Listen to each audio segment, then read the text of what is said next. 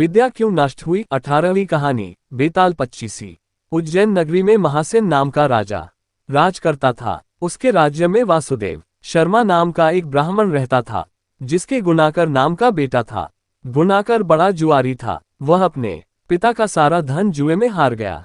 ब्राह्मण ने उसे घर से निकाल दिया। वह दूसरे नगर में पहुंचा।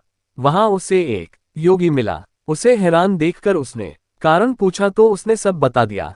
योगी ने कहा, लो पहले कुछ खा लो। गुणाकर ने जवाब दिया, मैं ब्राह्मण का बेटा हूँ, आपकी भिक्षा कैसे खा सकता हूँ? इतना सुनकर योगी ने सिद्धि को याद किया। वह आई। योगी ने उससे आवभगत करने को कहा। सिद्धि ने एक सोने का महल बनवाया और गुणाकार उसमें रात को अच्छी तरह से रहा।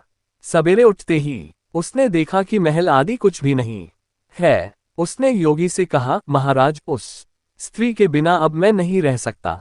योगी ने कहा, वो तुम्हें एक विद्या प्राप्त करने से मिलेगी और वह विद्या जल के अंदर खड़े होकर मंत्र जपने से मिलेगी। लेकिन जब वह लड़की तुम्हें मेरी सिद्धि से मिल सकती है तो तुम विद्या प्राप्त करके क्या करोगे? गुणाकर ने कहा, नहीं, मैं स्वयं वैसा करूंगा। योगी बोला, कहीं ऐसा न हो कि तुम विद्या प्राप्त न कर पाओ और मेरी सिद्धि भी नष्ट हो जाए। पर गुणाकर न माना। योगी ने उसे नदी के किनारे ले जाकर मंत्र बता दिए और कहा कि जब तुम जप करते हुए माया से मोहित होगे तो मैं तुम पर अपनी विद्या का प्रयोग करूंगा। उस समय तुम अग्नि में प्रवेश कर जाना। गुणाकर जप करने लगा। जब वह माया से एकदम मोहित हो गया तो देखता क्या है कि वह किसी ब्राह्मण के बेटे के रूप में पैदा हुआ है।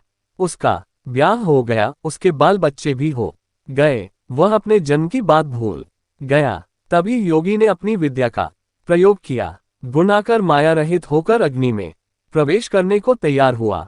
उसी समय उसने देखा कि उसे मरता देख उसके माँ बाप और दूसरे लोग रो रहे हैं और उसे आग में जाने से रोक रहे हैं।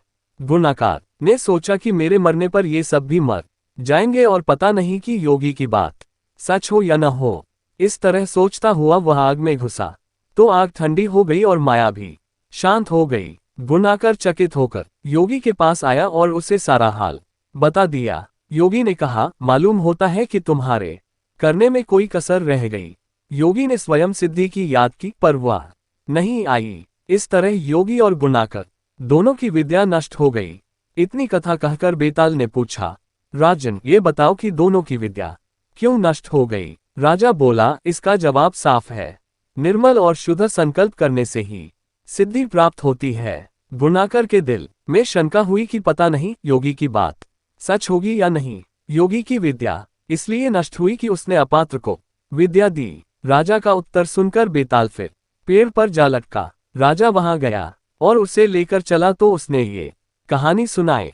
अगर आपको बेताल 25 कहानी अच्छी लगी हो तो चैनल को लाइक करें, शेयर करें और सब्सक्राइब करें और इसके आगे की कहानी देखने के लिए बेल आइकॉन को प्रेस करें ताकि नए वीडियो की नोटिफिकेशन सबसे पहले आपके फोन पर आए।